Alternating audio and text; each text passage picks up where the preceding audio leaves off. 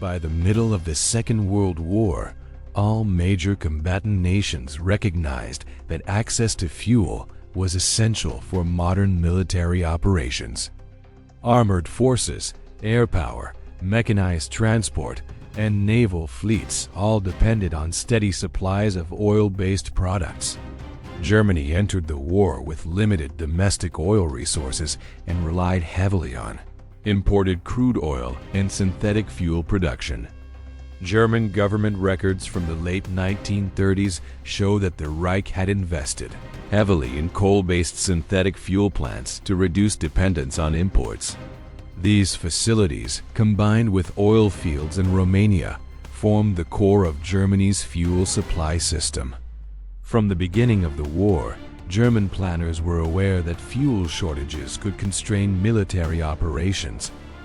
Allied leadership gradually came to the conclusion that targeting Germany's fuel production and distribution network could have decisive effects.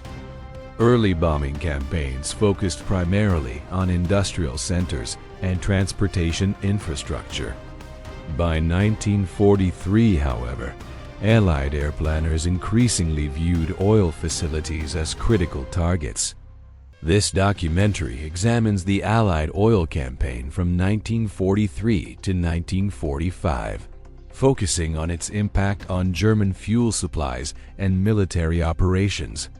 It draws on the U.S. Strategic Bombing Survey, German Reich Ministry of Armaments records, Luftwaffe quartermaster reports, and post-war analyses by economic and military historians. Documented facts are clearly distinguished from historian interpretation. Figures and outcomes are drawn from official wartime records and post-war statistical studies. The objective is to explain how sustained attacks on oil production affected German operational capacity without exaggeration or speculation. Before 1943, Germany relied on a combination of natural oil fields, synthetic fuel plants, and limited imports. The most significant natural oil source under Axis control was the Ploiești oil fields in Romania.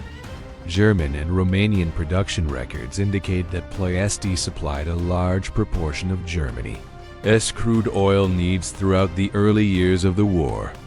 In addition to Ploiești, Germany operated an extensive network of synthetic fuel plants. These facilities converted coal into liquid fuels using hydrogenation and Fischer-Tropsch processes. Major plants were located at Leuna, Böhlen, Pölitz, Brux, and other industrial centers within Germany and occupied territories. Documented fact: German Reich Ministry of Armaments records show that synthetic fuel production accounted for more than half of Germany's aviation fuel supply by 1943. Many facilities were large, centralized, and difficult to protect fully from air attack. Luftwaffe air defense reports from 1942 and early 1943 note increasing strain on fighter units tasked with defending industrial targets. Fuel allocation was tightly controlled. German military logistics records indicate that priority was given to frontline units, particularly the Luftwaffe and armored formations. Civilian consumption was sharply restricted as early as 1939. Historian interpretation: economic historians such as Adam Tooze argue that Germany's fuel system was efficient but fragile, lacking the depth and flexibility seen in Allied economies. By early 1943, German leaders recognized that sustained attacks on oil facilities could have severe consequences. However, at that time, Allied bombing accuracy and escort range limited the effectiveness of deep strikes. The first major Allied attempt to disrupt German oil supplies occurred on the 1st of August 1943. With Operation Tidal Wave against the Ploiești oil fields, U.S. Army Air Forces records describe a low-level bombing mission carried out by B-24 Liberator bombers flying from bases in North Africa. Documented fact: The raid involved approximately 177 aircraft and targeted multiple refineries around Ploiești. The attack caused significant damage to several facilities, and German production records confirmed temporary reductions in output. However, German and Romanian repair crews restored much of the damaged capacity within weeks. Losses were heavy. U.S. mission reports document the loss of more than 50 aircraft, largely due to anti-aircraft fire and navigation errors. Historian interpretation. Many historians conclude that while the raid demonstrated Allied intent, it did not produce lasting disruption due to limited follow-up and the resilience of repair efforts. Elsewhere, Allied bombing of synthetic fuel plants remained limited in 1943. Long-range escort fighters were not yet widely available, and bombing accuracy against hardened industrial targets was inconsistent. Nevertheless, German records from late 1943 indicate growing concern. Speer's ministry reports increasingly referenced vulnerability to air attack, particularly as Allied air forces expanded.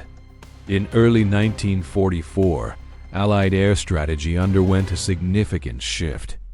The introduction of long-range fighter escorts, including the P-51 Mustang, allowed sustained bombing of targets deep inside Germany. Documented fact: beginning in May 1944, Allied forces launched systematic attacks against German synthetic fuel plants and remaining oil facilities.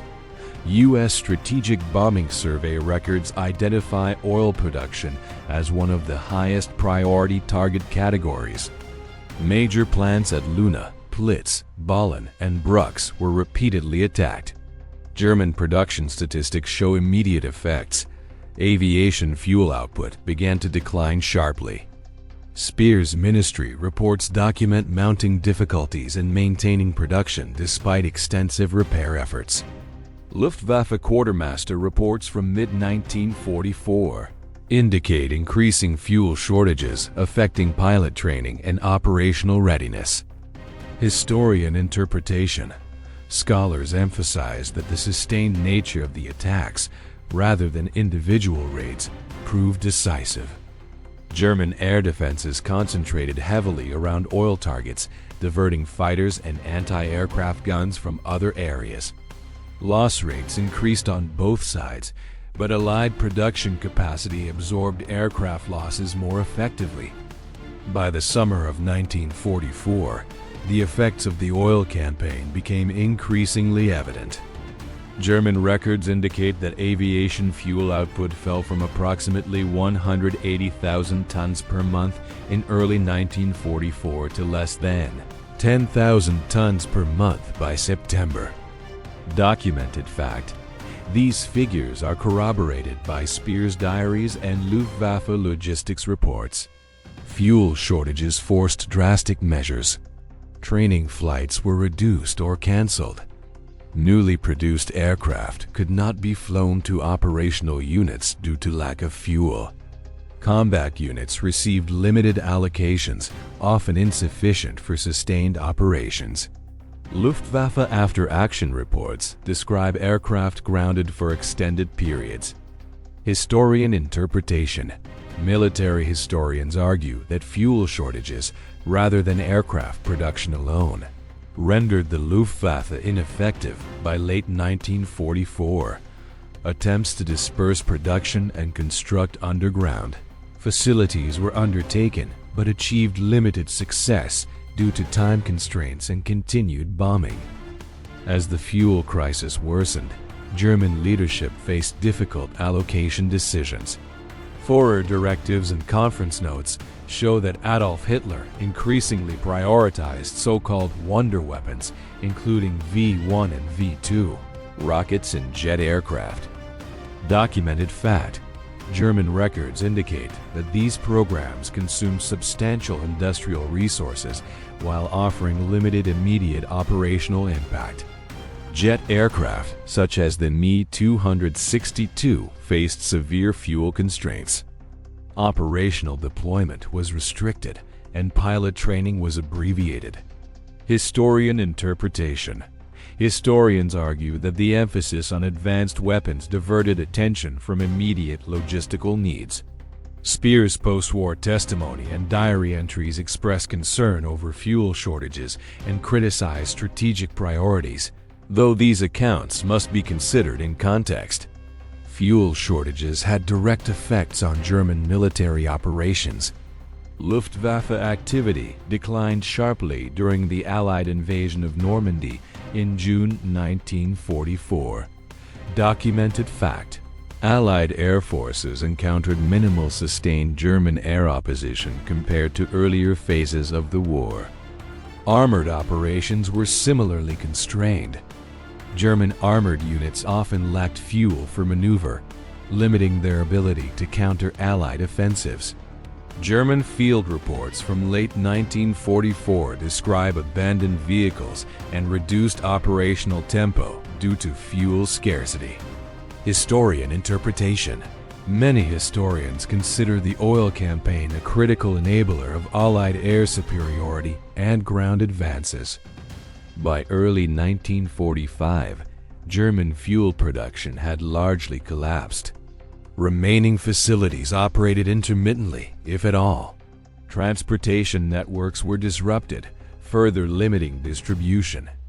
Documented fact: Allied bombing continued until the end of the war, preventing recovery. Post-war analyses conducted by the U.S. Strategic Bombing Survey concluded that attacks on oil targets had a decisive impact on German military capability. Historian interpretation. While no single factor ended the war, most scholars agree that the oil campaign severely constrained Germany's ability to resist Allied forces. The Allied oil campaign between 1943 and 1945 systematically reduced Germany's ability to sustain modern warfare. Documented production figures show a dramatic decline in fuel availability, particularly aviation fuel. German records confirm that shortages grounded aircraft, limited armored operations, and disrupted training and logistics. Leadership decisions and resource allocation choices further complicated recovery efforts. This documentary has examined verified data, official records, and scholarly interpretation to explain the role of fuel in the later stages of the war. The historical record demonstrates that sustained attacks on oil production had far-reaching operational consequences. The collapse of German fuel supplies did not alone determine the outcome of the war, but it significantly reduced Germany's capacity to respond to Allied military pressure. In the broader context of the conflict, oil emerged as a critical limiting factor in Germany's war effort.